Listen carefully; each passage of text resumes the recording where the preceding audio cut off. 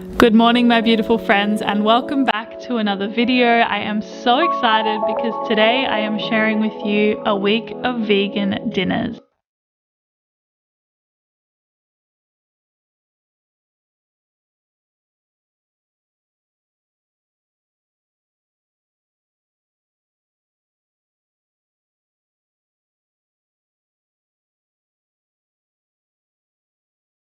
So the first dinner we are making today is a creamy pasta, and I started by blending soaked cashews, nutritional yeast, garlic, lemon juice, salt and water in a blender until smooth. I use a Vitamix, but any high-powered blender would work well. And then I took some Brussels sprouts, put them into a bowl with some olive oil and some salt, and I baked them in the oven for about 20 minutes or until they were nice and crispy. I also cooked some pasta whilst the Brussels sprouts were baking, and I put this pasta into a large frying pan with the creamy pasta sauce and mixed and heated it all together. Then I served the pasta in a bowl with the roasted Brussels sprouts, some fresh snow pea sprouts for aesthetic, and I enjoyed this very, very much so. Look, sometimes I like to keep dinner very, very simple, and this meal is for when you are having that kind of day. I first of all started by mixing together some almond butter, maple syrup, soy sauce, lemon juice and water in a small bowl, and then I added in a whole bunch of broccolini and placed this onto a baking tray and into the oven to roast for about 20 minutes.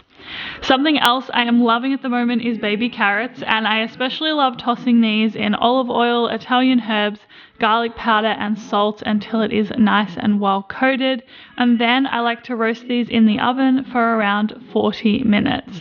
So as you can see, this dinner is so ridiculously simple and easy, but it is packed full of flavor and it leaves me feeling very full and also very nourished.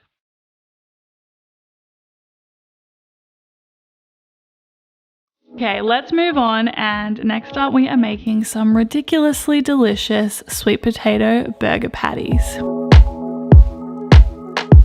Okay, so to make these sweet potato and chickpea patties, I started by boiling some sweet potato until it was super soft, and then I placed this into a bowl with some chickpeas and mashed it all together. You don't need to use your hands, but I really like cooking with my hands if you haven't noticed this already. Then I added nutritional yeast, some veggie stock powder, some salt, garlic powder and olive oil, and I mixed it all together again. And then I rolled these into balls and pressed them into burger patties and baked them in the oven for around about 40 minutes. Now it is time to build the burger, and I started with a fresh bread roll, added some tomato chutney, spinach, one burger patty, more tomato chutney, cucumber, tomato, another burger patty, avocado, and then finished it with the sesame bun on top. You can make these patties in advance and store them in the fridge for a few days if you want to enjoy them on burgers or in salads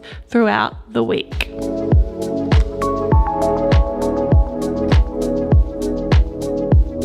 Alrighty, so next we are making one of my favorite meals, a burrito bowl, and this recipe makes enough for 3, so keep that in mind when you are making it at home. To start, I made a fresh salsa with cucumber, cherry tomatoes and coriander. I placed this all into a bowl and then added in some lime juice and tossed it all together. After that, I made smoky black beans with olive oil, black beans, garlic powder, onion powder, salt and liquid smoke. And then it was time to build the burrito bowl. So I started with some white rice. I added then cos lettuce as well as the smoky black beans, the fresh cucumber salsa. I added some charred corn, some fresh avocado, natural coconut yogurt, coriander and fresh lime on the side. This was so ridiculously nourishing and delicious, and you should definitely try it out at home.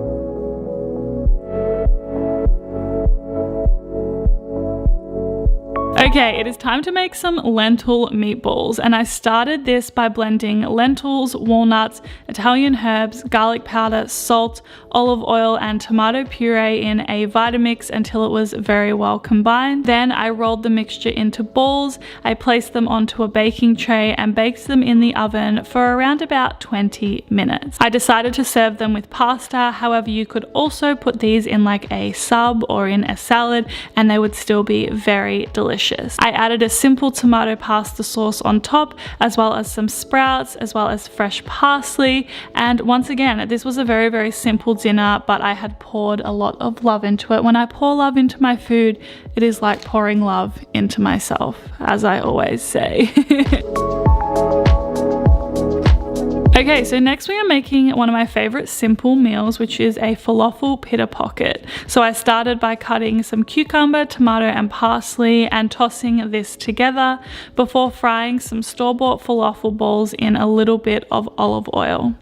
Then I made one of my favorite things, a tahini dressing, which I make with tahini, water, maple syrup, and lime juice, and I mix it together until it is nice and smooth. I then heated my pita pocket in the oven. I filled it with some store-bought hummus, as well as the cucumber, tomato, parsley mix, the fried falafels, and I topped it with the tahini dressing. Super quick, super simple, and of course, super delicious.